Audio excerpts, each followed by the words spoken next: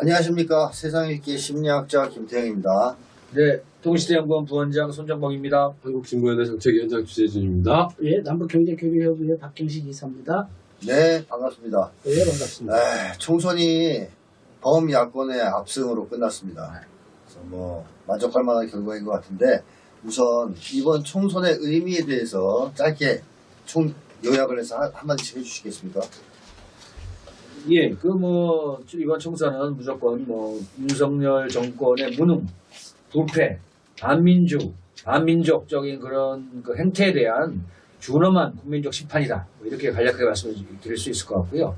아울러서 또 한 가지는 또 이런 국민적인 분노와 반대의 여론을 하나로 담을 수 있는 그러한 진보와 개혁 간의 공동연대 틀이 만들어져서 그래서 국민적인 분노를 분산시키지 않고 하나로 모을 수 있는 길을 만들었다는 것이고, 또는 민주당을 반대하거나 좀 싫었던 그런 분들이 또 참여할 수 있는 조국혁신당 같은 당이 나와서 그래서 국민적 반대 여론을 하나로 모을 수 있었던 그런 계기가 만들어졌기 때문에 이 국민적인 윤석열에 대한 분노를 하나로 모아서 승리로 이어질 수 있었다. 이렇게 평가할 수 있을 것 같습니다. 윤석열 심판 선거고 윤석열 싫어하는 사람들이 찍을 곳이 다 있었다. 네. 단일 전선도 있었고 조국혁신당도 있고 해서 그래서 표가 분산되지 않았다. 네. 그런 얘기죠. 네. 네, 그다음에 예, 저는 한마디로 정리하면 국민을 이기는 권력은 없다는 것을 다시 한번 확인하는 선거였다. 지긋지긋한 2년 투표로 심판하자라고 하는 국민들의 분노의 표출이었고, 그 결과 국민의힘의 기록적 참패를 가져왔다. 이렇게 평가합니다. 네, 이사님. 예, 아무래도 윤석열 정권에 대한 명백한 심판이고, 그동안 이 윤석열 정권의 다수석에도 불구하고 제동을 걸지 못했던 민주당에 대한 경고의 의미가 달려있던 선거였다. 네. 이렇게 규정할 수 있을 것 같습니다. 네, 윤석열 정권 심판이자 동시에 그동안 왜 윤석열 잘 못 막았냐, 이렇게 싸움을 못했냐에 대해서 민주당에도 경고를 한 것이다. 그게 조국 돌풍으로도 나타난 거 아니냐, 이런 평가시죠. 네, 그렇다면 윤석열 집권은 다들 이제 예상을 하셨을 텐데요. 총선에서 지금 참패를 했단 말이죠. 윤석열이 지금 상당히 상태가 안 좋을 거 아니에요. 윤석열은 앞으로 어떻게 대응을 할까요? 바뀌지 않을 거라는 거는 다 예측할 수 있습니다. 네. 누구나. 사실 바뀌면 윤석열이 아니죠. 안 바뀔 건데, 그렇다고 가만히 있지는 않을 거라죠. 그렇지 말이죠. 뭔가 할 겁니다. 그래서 어떻게 대응을 할 것인가 예측을 해보신다면. 예측을 하려면 우선은 이번에 선거의 승리의 요인이 어떤 것이냐, 네. 이런 거 간단하게 좀 짚어봐야 될 것 같습니다. 그 요인이 이후에 이어진다면 또다시 승리할 수 있을 테니까요. 네. 첫 번째 요인은 아까 말씀드렸던 것처럼 지긋지긋한 2년에 대한 평가, 심판이었다. 이건 여전히 살아날 겁니다. 네, 그렇죠. 두 번째는 이 구도를 만든 것이 핵심이라고 저는 생각하는데요. 제가 선관위 사이트에 다 들어가서 전국 전 254개의 선거구를 다 득표차를 확인했습니다. 그랬더니 전국적으로 5% 이내의 득표로 승부가 갈린 곳이 46개 지역이에요. 네, 3%로 낮추더라도 20개 지역 정도가 나오고요. 거기에 대표적으로 이제 도봉갑이 이게 상징적인 거라고 저는 생각하는데, 도봉갑 지역이 원래 인재근 의원 지역이고, 김근태 의원 지역이었어요. 거기에 민주당의 안기령 의원이 7% 정도를 받았고요. 김재섭이라고 하는 국민의힘 의원이 49% 받았어요. 한 1점 몇 프로 정도 나는데, 거기에 정의당의 의원이 나와서 3.4%를 받아갔어요. 그러니까 야권이 연대하면 이건 무조건 이기는 판이었거든요. 근데 전국적으로 요번에 정의당 나온 지역을 제외하고는 거의 다 1대1 구도가 됐습니다. 네. 진보당의 82석의 양보, 그리고 민주개혁의 연합, 아까 그 얘기 하셨는데요. 그 연합이 빛을 발했던 것이 이번 선거고, 그 구도의 승리다. 1대1의 구도의 승리다. 인 겁니다. 그럼 이후에는 그럼 어떻게 될 거냐? 이재명 대표도 난 확인했다고 봅니다. 1대1을 돼야지만 윤석열을 3년이 아니라 더 빠른 시일 안에 끌 수 있고 자기도 대선에서 이길 수 있다. 네. 그렇게 본다면 이 1대1 구도 민주개혁연합은 이재명 대표에게도 조국 혁신당에도 우리 진보 진영에도 매우 중요한 어떤 핵심 키워드라고 저는 생각하고요. 이것을 확대 강화시켜 나가는 것이 매우 중요한 포인트다. 저는 그렇게 생각합니다. 네. 이번 쉽게 얘기하면 더불어민주연합당이죠. 예. 더불어민주연합이라는 어떤 반윤석열 연대의 예. 틀이 만들어지면서 1대1 구도로 치러졌고 총선이 그러면서 승리를 안 얻을 수 있었다. 예. 그렇다면 이 틀을 없앨 게 아니라 확대 강화 발전시켜서 대선 혹은 그 이후까지 가지고 가야 된다. 지자체를 거쳐서 대선까지. 까지 가져가야 된다. 아니 무슨 뭐 말씀하세요? 예, 예. 그러면 죄송합니다. 대선이 그러면서 뭐 지자체 이후에 있다는 말씀이에요 지금? 그런 죄송합니다. 섭섭한 말씀하시면 안 되지. 예. 그리고 대선을 3년 뒤에 할지 올해 할지 내년에 할지 어떻게 그럼. 하십니까? 그러니까요. 조선일보도 오늘 그렇게 얘기했다니까요. 자, 일단 3년 안에 무슨 일이 있을 수 있다. 맞습니다. 자, 그렇고요. 자, 승리의 요인을 그렇게 보십니다. 그러면 윤석열은 어떻게 나올 것이다. 네. 예. 그게 이제 진짜 그 질문이거든요. 질문인데. 윤석열은 변화 없을 거다. 아, 그 얘기는 했고. 예, 불통과 그건 무능. 빼고 예, 윤석열이 무슨 사고를 칠 건지 어떤 짓을 할 건지. 저는 7사고 별로 없다고 봅니다. 사고 칠 게 없다. 사고가 없다. 예, 7사고 별로 없다고 보는데 뭘 해도 안 이것저것 하겠죠. 예를 들어서 첫 번째로 이제 전자기기, 공안 탄압 이런 것들을 막 해서 인위적으로 정계 개편도 논의할 텐데 조중동이 오늘 그 얘기 하더라고요. 중대 선거 구조로 바꿔야 된다라고 하는 얘기를 하거든요. 아마 그런 거를 추진할 수도 있습니다. 왜냐하면 21대, 22대 국회가 모두 야권이 180석 이상을 가져. 네. 이건 확인된 민심이기 때문에 특히 수도권 지역에서는 변함없이 야권이 특히 이제 진보 개혁 진영이 확대되고 있다라고 하는 것을 확인한 것이니까 인위적인 정계 개편을 하려고 하겠죠. 그런데 사실 그 인위적인 정계 개편을 하려고 하는 힘보다 윤석열을 반대하고 끌어내려는 힘이 훨씬 세질 가능성이 높기 때문에 저는 그 조중동의 평가처럼 식물 대통령이 될 가능성이 매우 높다고 봅니다. 그러니까 인위적인 정계 개편은 네. 사실 동력이 있어야 되는데 그렇죠. 동력이 있어요. 동력이 없어요. 네. 네. 그래서 사실 인위적인 정계 개편은 현실적으로 불가능하고 네. 그다음 두 번째 윤석열의 바뀔 거냐 안 바뀔 거냐 하는 문제에 있어서는 다 아시지 않습니까? 사람이 그렇게 쉽게 바뀌겠어요? 어차피 쉽게 바뀌는 것이 아니기 때문에 그거는 강제하는 거죠. 이렇게 나갈 수밖에 없게끔 강제하는 거고 사실 어떻게 보면 이번에 사실 명백한 이 승리임에도 불구하고 사실 사람들 마음에 다들 조금씩 아쉽다. 네. 좀 뭔가 좀 이런 측면이 드는 건 그 200석이 안 됐다라고 하는 거지 않습니까? 그런 속에서도 사실 내부에 있어서 어떤 흔들림 이런 것들을 좀 기대할 수 있는데 사실은 현실 정치에서 이 국민의힘의 주 당선자들이 영남권이나 수도권에 별로 없어요. 그래서 이게 흔들릴 게 별로 없어요. 몇 명인데 이제 소위 말하면 우리가 흔히 말하는 보기 싫은 나경원, 보기 싫은 안철수 이런데 어쨌든 보기 싫은 안철수나 보기 싫은 나경원이라도 이렇게 흔들어 주면 아유, 그 두 사람을 왜 싫어하십니까? 그 안철수는 윤석열과 미친 듯이 싸우고 왔고요. 그렇죠. 나경원은 벌써부터 선전포고 김건희랑 앙숙인데요. 그럼. 둘 다 잘 됐어요. 김건희가 그렇게 안 좋아한대. 그러면 그래서 어쨌든 그런 측면들 속에서 변하지 않을 거다라고 하는 것도 그렇고 우리가 어떻게 하느냐를 상수로 놓고 봐야 된다고 하는 측면에서 제가 끊임없이 얘기했던 민주당이나 우리 진보 세력들이 연대와 연합 없이는 승리하지 못한다라고 하는 사실들을 염두에 두고 이 연대와 연합에 기초한 정권 교체까지를 바라봐야 된다라는 거죠. 예, 두 분이 어차피 같은 한 의견이시네. 가지만 했는데 한 가지만 첨가하면 네. 이게 문제는 그 민주당이나 현재 국민의힘이나 똑같이 이 자주적인 입장이 없어요. 미국에 대해서는 다 하나같이 다들 예스맨이니까. 근데 실제로 미국이 지금 현재 망해가고 있고 그렇으면서도 그 망해 나가는 걸 저지하기 위해서 곳곳에서 지금 전쟁을 벌이고 있는데 한반도라고 해서 그것이 꼭 뭐 예외겠느냐 이런 우려가 항상 있거든요. 그래서 지금 윤석열이 어떻게 보면은 돌파구를 열 수 있는 길이 한반도에서 전쟁 위기를 높여나갈 수 있어요. 지금 네. 네타냐후가 그 짓을 한 거 아니에요, 지금 이스라엘에. 그러니까 그런 식으로 만약 전쟁 위기가 올라가면 젤렌스키도 마찬가지죠. 젤렌스키도 비슷한 거고.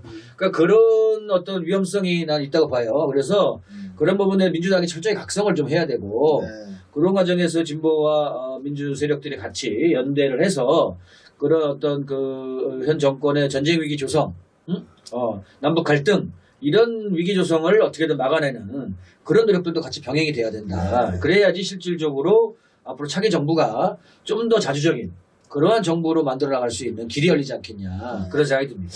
예. 네, 그러니까 윤석열이 무슨 짓이든 다 할 수 있는 인간이고 전쟁도 일으킬 가능성이 있기 때문에 네. 앞으로 이제 민주당을 중심으로 한 개혁 진영이 여기에 대해서 대응을 해야 된다. 그렇죠. 이런 얘기를 하셨습니다. 그건 저도 뭐 자주 얘기했던 내용인데요. 잠깐 200석 얘기가 나와서 말씀 잠깐 드리면 200석 넘는 게 저는 그게 중요하다고 생각하지 않습니다. 네. 왜냐하면 200석 넘는다고 범위 야권이 곧바로 탄핵 추진할 수도 없고 그렇죠. 내부에서 엄청 그거 갖고 싸울 거예요. 네. 헌재가 또 있으니까. 헌재가 또 그걸 네. 인용해 줄 리도 없어요. 그렇죠. 그래서 탄핵이라는 것은 의석수로 하는 게 아니고 전 사회적 분위기, 그렇죠. 문적 윤석열을 힘으로. 끌어내리려 기세. 조중동까지 막 치면서 기세. 네. 네. 국힘당에서도 이탈자 막 나오고 네. 그렇죠. 이런 분위기 정도 돼야 헌재도 어이 쫄려라 이러면서 당당당이 나오는 거거든요. 그렇죠. 그래서 200석이나 그렇지. 있냐는 중요하지 않다. 그러니까 이번에는 요즘 조중동의 분위기가 그러던 것 같더라고요. 네. 그거 뭐 김대중 주필이 뭐 내려와라 이렇게 그래서 얘기하고. 저는 두 가지 부분인데요. 하나는 아까 우리 이 주재심 정책위원님 말씀하신 것처럼 사실 우리가 잘하는 게 아스팔트지 않습니까? 그렇지 않습니까? 네, 그러죠. 그래서 아스팔트 정치, 아스팔트 정치고 그리고 사실은 탄핵이라는 거는 아까 주 위원장님도 말씀하셨듯이 지난한 과정이에요. 그리고 헌재에서 과연 그렇게 결론이 날지 안 날지도 모르고 그렇죠. 그다음 지난번에 촛불 한국 그래서- 이후에 계엄령에도 검토했지 않습니까? 거기에 대한 조연천에 대해서 조연천. 불기소 처분하고 이거는 뭘 하겠다. 아직도 그런 의도들을 하고 있는지 안 하는지에 대해서 알 수가 없어요. 그렇죠. 근데 아까 우리 윤석열을 본다면 변하지 않는다면 그런 것도 할 수 있다. 할 수 있을 충분히 할 수 있다. 충분히 할 수 있기 네. 때문에 그래서 사실 어떻게 보면 이쪽에 한쪽에 있어서의 아스팔트 투쟁과 하나는 결국에 있어서는 우리가 조국 혁신당도 얘기를 아주 잘하고 있어요. 대검 앞에 가서 김건희 수사 촉구하고 제1호 법안으로 김건희 종합특검하고 한동훈이 특검 발의하겠다라고 이런 거 잘하는 건데 또 하나 또 우리가 좀 주의 있게 바라봐야 할 측면은 사실은 칠공하고 부분입니다. 지금 무슨 얘기냐면 개헌을 통한 윤석열의 조기 퇴진. 개헌하려면 200석 넘어야 되는 거 아닙니까? 아니요. 그런 분위기가 있는 것 같더라고요. 아까 그런 한쪽에서의 개헌이라고 하는 문제도 네. 아스팔트에 있어서의 투쟁이 담보되지 않는다면 개헌이라고 하는 부분들 추진할 수가 없습니다. 그래서 개헌 형태도 근데 이 문제에 있으면 대단히 저는 중요하다라고 보는데 이 개헌의 문제를 근본적으로 무슨 권력구조의 전환 문제로 보는 게 아니라 새로운 대한민국을 건설할 한반도 전 범위에서 이제는 이 새로운 공화국 헌법의 문제는 국가방법 체제를 근본적으로 종식시킨 내용들을 해서 우리 시민사회 권력도 당연히 아스팔트 투쟁과 또 내부의 이 개헌론에 적극적으로 들어서 국가방법 개편 논쟁뿐만 아니라 헌법 자체에 걸려서 아예 국가방법 자체를 무슨 폐지 이런 거 안 해도 돼요. 헌법 자체에 명시해서 그걸 없애버리면 되는 거니까. 그 문제와 관련해서 상당히 논란이 될 수 있습니다. 예. 자, 그거는 한번 나중에 한번. 아니 이게 어차피 개헌 문제로 가게 되면 그 문제를 우리가 중점적으로 다뤄야 돼요. 그렇죠. 나중에- 조국 대표가 그 계속 얘기를 해왔는데 작년부터 임기 단축해가지고 개헌하자는 얘기를 해왔는데 여러 논란이 제기되고 있어서 그 문제는 뭐 따로 한번 얘기하시죠. 따로 예. 방송을 하기로 하고요. 예. 자, 다시 본 주제로 돌아가서 조국 혁신당의 약진을 어떻게 평가할 것이냐. 하는 거에 대해서 간단하게 평가해 주시죠. 뭐 우리 박 교수님 먼저 하시죠. 아까 좀 말씀드린 조국혁신당의 약진은 네. 사실은 근본적으로는 사실 21대 총선에도 민주당이 일정한 의석을 줬어요. 180석. 그렇죠. 180 넘게 줬죠, 사실은. 그런데 사실 그때 줬던 의미는 사회개혁이라든가 나라 개조들에 대해서 적극적으로 뛰어들고 열심히 하라고 정부 지원을 네. 했는데 그걸 안 했지 않습니까? 네. 이번 의미는 심판뿐만 아니라 네. 너네 그걸 제대로 하지 못하고 윤석열 여권의 제동을 제대로 걸지 못한 민주당에 대한 경고가 조국혁신당의 약진으로 나타난 거고 이 조국혁신당의 약진은 또 사실 일정 부분 민주당을 견인하는 부분이 있어야 있고 또 실제로 그런 요구가 있는데 사실 이 부분에 대해서 우리가 좀 더 아까 우리 손정목 변호사님도 얘기를 했지만 향후 이들이 추진하는 문제에 대해서 우리가 거기에 힘을 실을 뿐만 아니라 그 내용들을 풍부하고 강화시켜 나가는 데에도 관심을 가져야 할 거라고 저는 봅니다. 예, 근데 한편으로 생각하면은 조국 그 혁신당에 대한 뭐 상당히 많은 지지가 있고 과거에 뭐 사회운동을 하셨던 학생운동을 하셨던 분들도 상당히 지지를 많이 보내고 있어요. 그래서 그 점에서 긍정적이라고 보이는데 다른 한편으로는 그 심평이라고 하는 그 과거 한 윤석열을 적극적으로 밀었던 그 변호사가 또 작년부터 조국을 밀어주면서 조국이야말로 대권의 주자다. 또 조국은 문재인 시즌2다. 뭐 이렇게까지 얘기했어요. 그래서 약간의 이 조중동 쪽에서 은근히 뭐 이렇게 띄워주는 분위기가 좀 있습니다. 그래서 과연 이거를 제대로 좀 이게 정말 제대로 개혁적이고 또 보다 더 급진적인 그러한 민주주의적인 활동도 할 것인지 이게 뭐 약간의 양다리 걸치기가 아닌지 이런 우려도 좀 있습니다. 그래서 저는 좀 더 냉정하게 좀 지켜봐야 한다고 보고요. 또 현재 이번에 그 비례로 들어간 그 양반들 이렇게 몇 면을 보면 뭐 그렇게 크게 뭐 개혁적인 인물들은 안 보여요, 사실. 조국이 제일 개혁적이다. 그렇지, 그러니까.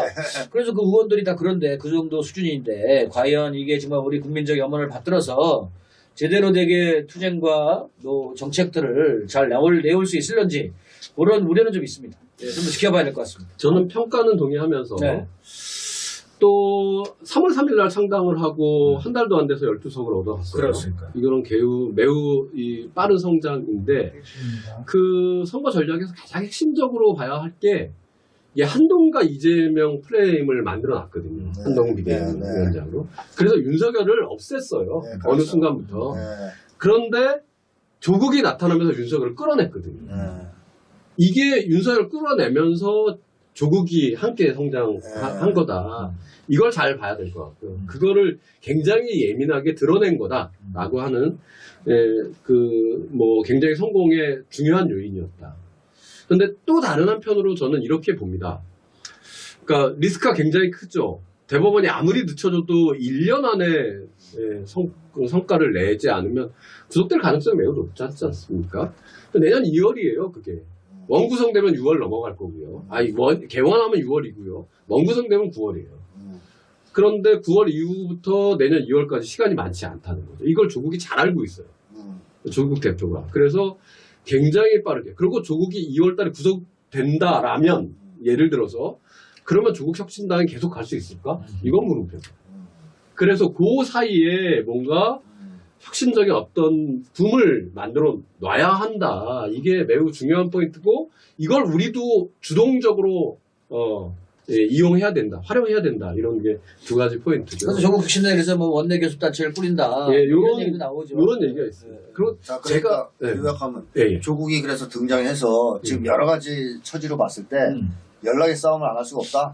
당연하죠. 그러니까 이제 당분간은 좋은 역할을 할 것이다. 얘가 보기에는 긍정적인 그들은 이제 견인성과 세민성 얘기하는데 좋은 역할을 하면 좋을 것 같고요. 왜냐하면 이재명 대표도 당대표로서 저 조국이 막 좌클릭 하잖아요. 끌려갈 수밖에 없어요. 그게 민심이니까요. 네. 그러면 예전에 21대 민주당과는 다른 포맷이 만들어질 거다. 네. 저는 이것의 긍정적인 부분이 긍정적인 걸 살리고 존재한다는 거는 좀 겁니다. 비판하고 이렇게. 사실은 조국 혁신당의 조국 대표를 보면서 저는 오자서가 생각이 나는 거예요. 누구요? 오자서. 오자서 누굽니까? 5월 사기 동주의 오자서. 사기 열전. 오나라 아, 올라라. 사기 열전에 네. 아이고 그래서- 옛날 고전이 나오는구나. 갈 길은 먼저 나른 저물고 있어. 아. 마음이 급해. 아, 마음이 급해. 마음이 급하다. 여기 있지 않습니까? 자기의 운명은 눈에 보이고 있어요. 네. 갈 길은, 근데 갈 길은 멀어. 네. 마음이 급해요. 네. 그리고 그 갈 길은 멀고 마음이 급한 속에서 당장 당선증 받은 그 다음날 대검찰청 앞에 가서 얘기하잖아요. 아 그래서 그런다. 아니, 그럼요. 나는 그게 그런 심정을 이해가 되고, 그리고 그런 부분들에 있어 우리는 분명히 동기부여와 그런 것들을 충분히 존중하고, 왜냐하면 국민적 정서를 자기 마음이기도 하지만 국민적 정서를 받들기도 하는 거니까. 네네. 그 뭐 조국이 좀 있으면 그 용산에 가서 윤석열을 묶어가지고 나올 수도 있겠네. 어허. 아, 급하니까 지금. 어허. 네, 쳐들어간다고? 한번 기대해 보고요. 예. 아, 거기까지.